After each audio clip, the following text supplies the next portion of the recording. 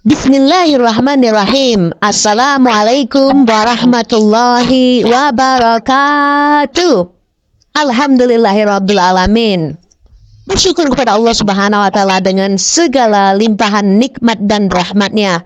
Alhamdulillah kita dipertemukan kembali pada video kita kali ini. Kita akan membahas tentang niat berwudu dan cara-cara berwudu lengkap. Sebelum mengetahui tentang niat wudu dan artinya, sebaiknya terlebih dahulu kita ketahui apa arti dari wudu itu sendiri. Dalam bahasa Arab, itu berasal dari kata al-wada'ah. Kata ini memiliki makna an-nazafah, yaitu kebersihan. Adapun wudu secara istilah syar'inya yaitu aktivitas khusus yang diawali dengan niat atau aktivitas menggunakan air pada anggota badan khusus yang diawali dengan niat.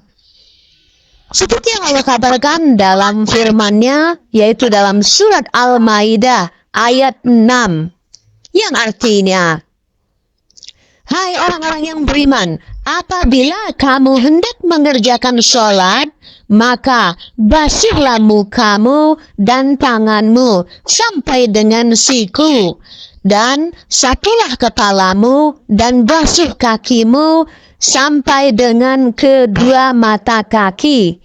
Dan jika kamu junub, maka mandilah.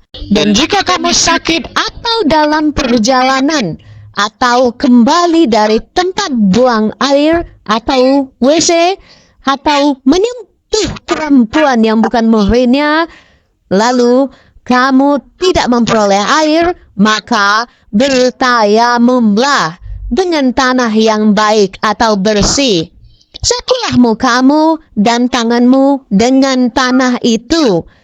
Allah tidak hendak menyulitkanmu, tetapi Dia hendak membersihkan kamu dan menyempurnakan nikmat-Nya bagimu, supaya kamu bersyukur. Adapun dalil yang berasal dari As-Sunnah adalah hadis dari Abu Hurairah. Rasulullah SAW bersabda, yang artinya, salat salah seorang kalian tidak akan diterima jika kalian berhadas atau tidak berwudu, sampai kalian berwudu terlebih dahulu. Hadis riwayat Syakhani dan Abu Daud dan Tirmizi. Berikut adalah niat berwudu. Nawaitul wudu li raf'il hadasil ashghari fardha lillahi ta'ala. Artinya, saya niat berwudu untuk menghilangkan hadas kecil fardu karena Allah Ta'ala. Untuk niat wudu ini boleh di dalam hati dan boleh juga dilafazkan. Tapi yang terutama adalah yang di dalam hati. Fardu wudu yang pertama yaitu niatnya. Dalam wudu niat berada di dalam hati dan boleh juga dilafazkan sembari membasuh wajah. Seperti yang Rasulullah SAW sabdakan dalam hadis riwayat Jamaah. Rasulullah SAW bersabda yang artinya, sesungguhnya setiap perbuatan harus disertai niat, dan balasan bagi setiap orang yang beramal tergantung pada niatnya. Yang kedua, yang selanjutnya fardu wudu, yaitu berkumur-kumur dan istinja atau menghisap air ke hidung. Selanjutnya yaitu membasuh wajah, yaitu dengan mengalirkan air pada wajah, disebut mengalirkan. Membasuh seluruh muka, mulai dari tumbuhnya rambut hingga bagian bawah dagu dan telinga kanan sampai telinga kiri. Yang selanjutnya yaitu membasuh kedua tangan. Membasuh kedua tangan ini sampai siku, harus basah semua. Siku adalah sendi yang memisahkan antara lengan atas dan lengan bawah. Dalam hal ini, kedua siku termasuk bagian yang wajib dibasuh, harus basah. Ini sesuai dengan hadis riwayat Tabrani. Rasulullah SAW bersabda, Rasulullah SAW ketika berwudu mengalirkan air pada kedua siku beliau. Yang selanjutnya yaitu mengusap sebagian rambut kepala. Ada juga yang bisa sampai ke belakang kepala, kemudian membalikkannya lagi. Selanjutnya yaitu membasuh kedua kaki hingga mata kaki. Wudu harus tertib, artinya harus urut. Mulai dari niat wudu yang benar sesuai dengan urutan-urutannya. Wudu dilakukan tidak tertib akan menyebabkan batal wudunya. Kemudian syarat-syarat berwudu yaitu Islam. Kalau nggak Islam tidak disarankan untuk berwudu ya. Ini syarat sahnya wudu. Terus yang kedua yaitu tamyiz, atau anak yang sudah dianggap besar atau dapat membedakan antara yang baik dan yang buruk. Wudunya anak kecil yang belum tamyiz dianggap tidak sah. Tidak berhadas besar. Hadas besar mewajibkan seseorang untuk mandi janabah. Hadas besar tidak bisa disucikan dengan cara berwudu. Selanjutnya yaitu menggunakan air suci yang mensucikan. Tidak sah dan dianggap batal wudu dengan menggunakan air mustamal atau air mutanajjis. Sebab wudu yang demikian tidak memenuhi persyaratan kesucian air. Atau boleh juga dengan air yang mengalir.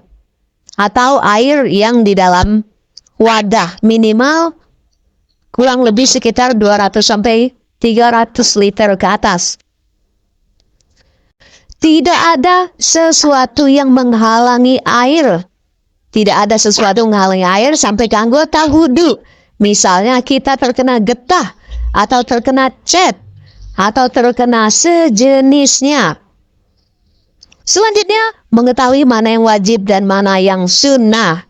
Disyaratkan pula bagi seorang yang akan melaksanakan wudu mengetahui perbedaan mana amaliyah yang termasuk fardu dan mana yang sunnah dalam wudu.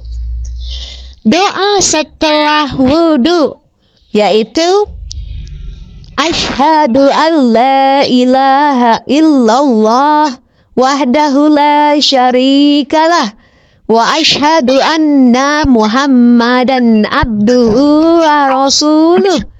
Allahumma ja'alni minat tawwabina waj'alni minal muttaqin waj'alni min ibadika salihin.